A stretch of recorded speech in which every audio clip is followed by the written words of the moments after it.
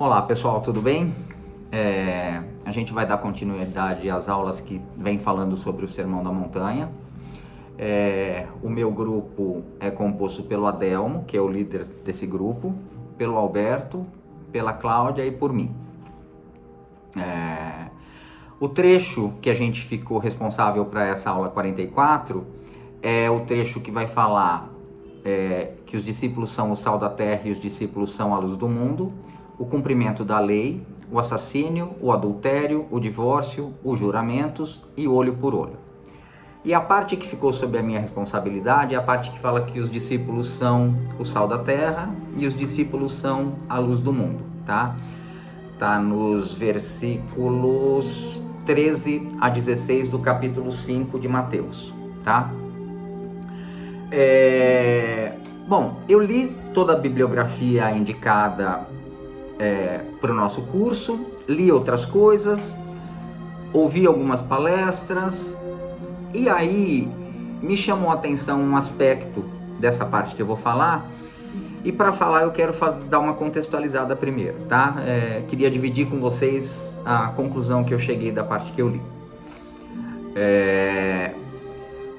Me chamou a atenção essa parte que fala do sal da terra e da luz do mundo, porque é um pouquinho diferente daquilo que eu interpretei como sendo uma estrutura do Sermão da Montanha. Eu li o Sermão da Montanha algumas vezes e fui tentando entender uma linha de raciocínio ali dentro, uma estrutura. O Sermão da Montanha, ele está dividido em 3 capítulos de Mateus, ele tem 111 versículos, portanto ele é extenso. E aí dentro dessa estrutura eu fui entendendo que ele tem uma primeira parte, que ele fala das bem-aventuranças, e aí eu considero essa parte como se fosse como se fossem condições que Jesus está colocando para que eu atinja as bem-aventuranças, tá? Então, o que ele coloca no Sermão da Montanha toda é o ideal para nossa evolução, para que a gente atinja o divino, né? Então ele vai nos dizendo tudo o que a gente precisa fazer. E aqui nessa parte ele coloca como condição, olha, para você ser feliz, para você ser bem-aventurado, né, é preciso que você seja manso, seja pacífico. Então você atende a determinadas condições para atingir a bem-aventurança, né? Se você for perseguido por minha causa, porque você está seguindo os meus ensinamentos, você é bem-aventurado. Se você é pobre de espírito, você é bem-aventurado. Então ele não está dizendo que todo ser humano já é bem-aventurado, mas ele está dizendo quais são as coisas, o caminho que a gente deve percorrer para ser bem-aventurado, né? Depois tem uma outra parte, pensando ainda na estrutura do Sermão da Montanha, onde Jesus comenta as leis de Moisés, trazendo a sua visão de amorosidade para essas leis. Então ele fala das leis, ele fala que ele não veio destruir a lei, e ele vai comentando pontos dessa lei, mas trazendo a visão do amor, né? Atualizando para dentro da doutrina de Jesus. Então ele fala que é aquela parte que ele vai dizendo: ouvistes o que foi dito, ouvistes o que foi dito, e aí ele diz: você ouviu que você não deve matar. Ok, tá certo, mas eu te digo que mais do que isso, você não deve matar, mas você não deve sequer se encolerizar contra o seu próximo. Você não deve ouviste o que foi dito, você deve amar ao seu próximo, na verdade você deve amar aos seus amigos. Mas eu te digo mais, você tem que amar também aos seus inimigos. Então Jesus vai comentando a lei do Velho Testamento, trazendo para essa visão de amorosidade, né? Então, de novo, Jesus vai colocando condições e dizendo, olha, vai por esse caminho, né?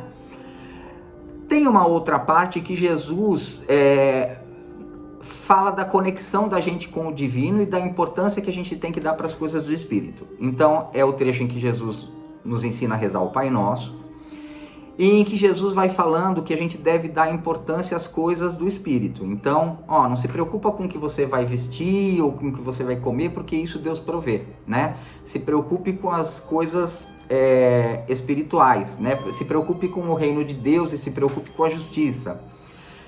Olha, não fica juntando tesouro na terra, porque isso o tempo leva, né? É corroído pelo tempo. Mas se preocupe em juntar tesouros no céu, porque esses são os verdadeiros e eternos tesouros. Então, dentro disso que eu entendi como estrutura do Sermão da Montanha, tem essa parte onde Jesus vai falando da importância que a gente deve dar às coisas espirituais, mesmo quando a gente está aqui encarnado ainda. Pois pensando em estrutura ainda, tem uma parte que Jesus fala um pouco, faz recomendações com relação às virtudes, principalmente a humildade, né? Então Jesus fala assim, olha, se você for dar esmola, dá escondidinho, não precisa dar na frente de todo mundo, né? Porque é a tua intenção ali que conta.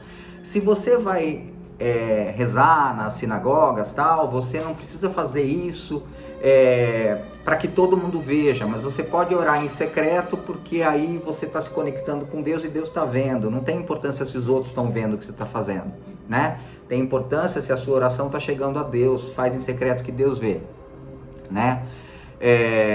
Se você vai dar alguma oferta, né, no templo, se você tem algum inimigo, antes vai lá, se reconcilia com ele, depois você faz a oferta, tal, né? Então, são recomendações para que a gente trabalhe algumas virtudes aí, né? Então, todas essas partes são recomendações de Jesus, são condições que ele coloca, mas tem uma única parte no Sermão da Montanha, que é essa com a qual eu fiquei, onde Jesus faz uma afirmação categórica de algo que já é. Então, Jesus diz, vós sois o sal da terra, vós sois a luz do mundo. Já é. Jesus não está dizendo assim, olha, para que você seja o sal da terra, é preciso que você faça isso ou aquilo. Para que você seja a luz do mundo, antes de ser luz do mundo, vai e faz isso. Jesus afirma categoricamente que nós já somos o sal da terra e a luz do mundo. Diferente dos outros trechos onde ele coloca uma condição. Olha, para ser isso, faça aquilo. Para ser bem-aventurado, vai para cá. Para atingir a Deus, vai para lá, né? Agora, ainda assim, aí eu entendo que tem uma condição, mas não a condição de ser, e sim a condição do que fazer com isso. A escolha, né, o livre-arbítrio, não está em ser o sal da terra. Ele diz que nós já somos. Não está em ser a luz do mundo, ele diz que nós já somos. A condição está em que tipo de sal eu quero ser. Eu quero ser o sal que é lançado fora para os homens pisarem, ou eu quero ser o sal que salga, que dá sabor, que preserva os alimentos. Eu quero ser a luz que ilumina, que está acima do alqueire e ilumina, ou eu quero ser a luz que está escondida debaixo do alqueire e, portanto, não cumpre a sua função, né? E uma outra coisa interessante desse trecho é que Jesus é o único trecho em 111 versículos, nesses 4 versículos que ele fala do sal da terra e a luz do mundo, é o único trecho do Sermão da Montanha onde Jesus atribui função a gente, né? Porque o sal tem uma função, a de salgar, de trazer sabor, a luz tem uma função, de iluminar. Então Jesus está nos pedindo para que a gente exerça a nossa função de sal da terra, de luz do mundo. Agora, não é uma função em cima da pregação, não tem nada de errado, ok, né? Ok, trazer Jesus à tona pela palavra, né? A gente está cansado de ouvir palestras e ler coisas, né, que falam sobre os ensinamentos de Jesus, tá tudo certo, mas Jesus nos pede para ser sal e luz pelas ações. Tem um trecho, no trecho que ele fala da luz do mundo, ele fala, a luz que leva a palavra não como pregação, mas que ilumina as obras. Na verdade, não é isso que ele fala, isso é a minha conclusão, mas Jesus fala que a gente precisa levar a luz aos homens para que vejam as vossas boas obras, né? Então, a recomendação é isso, que a gente leve a luz pela nossa ação e não pela palavra apenas, né? E aí Jesus coloca, então, como eu dizia, que nós já somos, né? Eu entendo que, assim, dentro da nossa integralidade, pensando em self, né? Naquilo que a gente tem de integralidade e está em semente para ser, a gente tem já dentro da gente a luz, essa luz, né? E ela é o caminho para que a gente chegue naquilo que é luminoso, né? Naquilo que é o divino. Agora, quem são esses vós, né?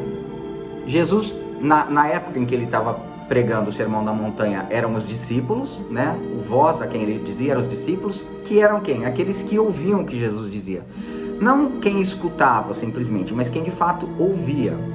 O Sermão da Montanha, ele estava fazendo para os discípulos, né? E por isso ele afirma que já eram o sal da terra e a luz do mundo, porque eram as pessoas a quem a palavra de Jesus já tinha chegado. E aí, se a gente for pensar hoje, é a mesma coisa pra gente. A gente está num caminho de seguir os ensinamentos de Jesus, de transformação pessoal, né? Por conta dos ensinamentos de Jesus. E aí nós seríamos esses discípulos que têm ouvido a palavra de Jesus. Então esse vós sois serve para todos nós que decidimos, que escolhemos seguir os ensinamentos de Jesus, né? Ou nos esforçarmos para seguir os ensinamentos de Jesus.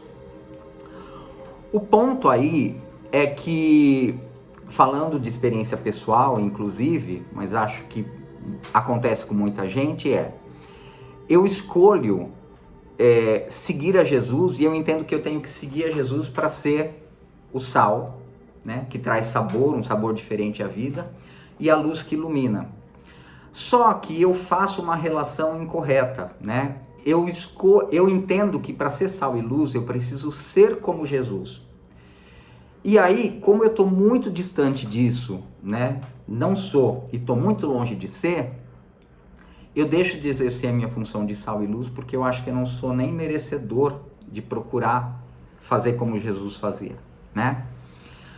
Só que o erro aí, né, a meu ver, tá que a gente acha que para ser sal e para ser luz a gente já tem que ser como Jesus. E eu acho que Jesus tem que ser modelo, exemplo e espelho por toda a caminhada, não só para quando eu atingir, né, esse estágio. E aí eu vou exercitando ser sal e luz nesse caminho. E aí eu me lembro, pensando nisso, eu me lembro de uma palestra que eu ouvi do Rossandro, que eu achei sensacional, porque ele diz que as pessoas acham que tem que ser luz para servir. Mas a gente se esquece que a gente tem que servir para se tornar luz. É exatamente o contrário. A gente fica esperando ser já totalmente iluminado para servir ao próximo. E ao contrário, é servindo ao próximo que eu vou ser iluminado, né? E pensando nessa coisa de luz, né, e servir ao próximo, não posso perder de foco que eu, como todo mundo, tenho as minhas sombras, né? E que se eu quero ser luz para o próximo, eu preciso trazer luz para as minhas sombras, olhar para elas com coragem e com determinação para trabalhar em cima daquilo que para mim ainda é obscuro, que faz parte das minhas sombras, e iluminar a mim mesmo para que eu possa levar luz ao próximo. Acho que é isso. Foram essas as reflexões que eu consegui fazer em cima desse trecho do Sermão da Montanha. Espero que de alguma forma faça sentido para vocês. Sejamos todos sal da terra, sejamos todos luz do mundo. Obrigado, pessoal.